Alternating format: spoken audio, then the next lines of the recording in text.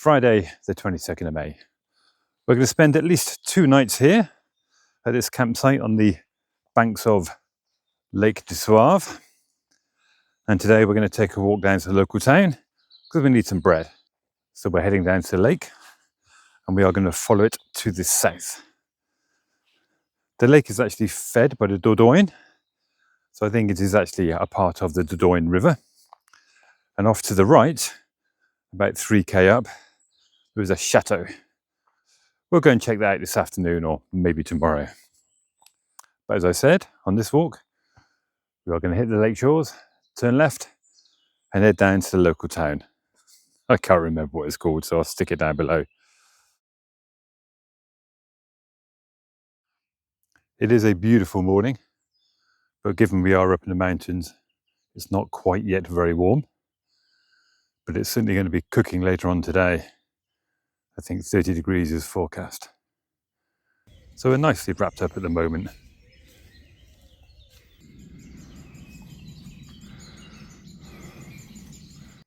This is proving to be quite a gnarly little path. Up and downs like a yo-yo. And in quite thick forest too. This will be a bit of a killer in the full heat. Hopefully we'll be back before it really starts cooking. Our route has taken us away from the lake and out of the forest. Hopefully not quite so up and downy. But as we're out of the forest, we are now in the full force of the sun.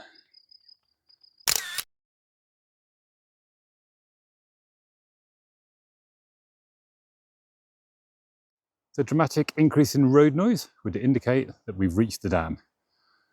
For there is a road across the top of it, which is there through the trees. It is, apparently, the 4th largest dam in France, stuck in this narrow gorge on the Dordogne. There is a hydroelectric station here, and apparently tours are available, but they will be in French, and apparently no cameras are allowed. So we're not going to bother, which is a shame, because I'm sure they'd be pretty damn interesting. It would appear that our route took us to places we shouldn't have gone. We had to climb over the gate.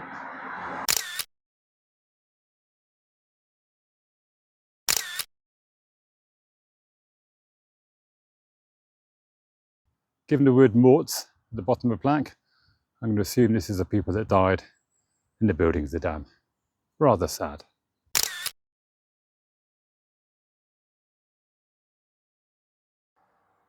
And this is a view looking over the other side of the dam. The town is off to the right, and we've got to go down there. And then we've got to walk back up.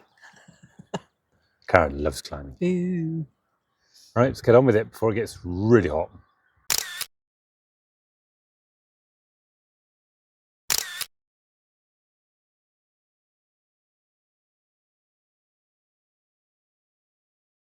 Our descent down from the dam has not been so good. The first kilometre has been on this rather busy road, the 70 limit, and no footpath. I think we're about to come off it though, which is good. We won't be coming back up this way, that's for sure.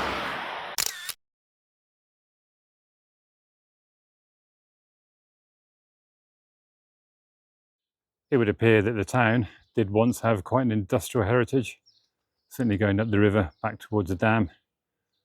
But like a lot of the places now, that seems to have gone, shut down and closed.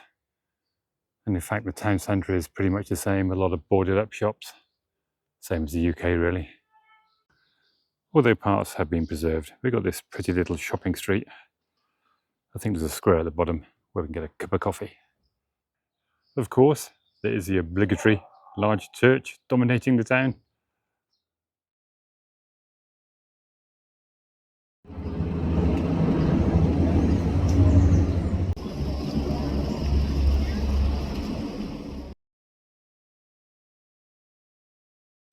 I think I can say without causing too much offence that it is not a pretty town. This is the River Dordogne, and that is looking back up towards the dam, which is off round to the left in the gorge.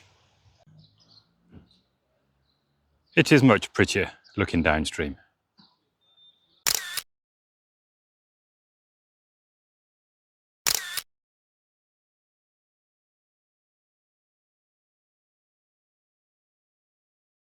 Unfortunately, the other route out of town also involves a hard slog up a busy main road with no footpath.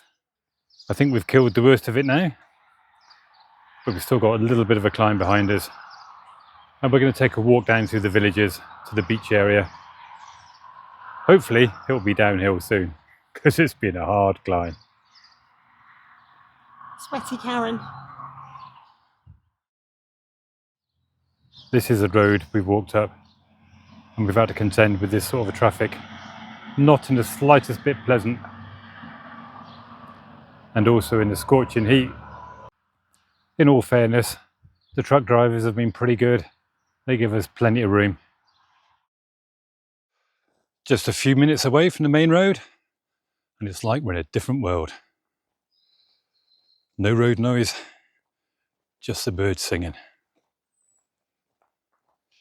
We are on the descent to the beach, and from there the campsite is a short walk, so we're nearly done. Not the best of walks. If I'd realised how much of it was on main roads, I don't think we would have bothered. Well, I don't think. We wouldn't have done that walk.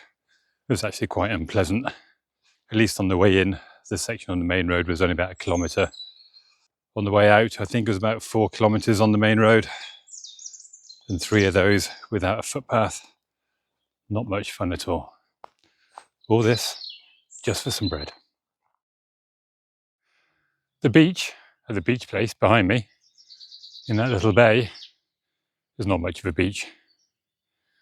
There is a little stretch of sand, which I guess, when the reservoir is at its full depth, would constitute a beach.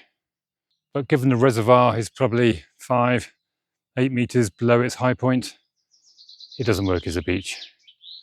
The shores are just quite gravelly, hardcore type material. Not really where you want to sunbathe. But we're back at the camp. Cool drink time.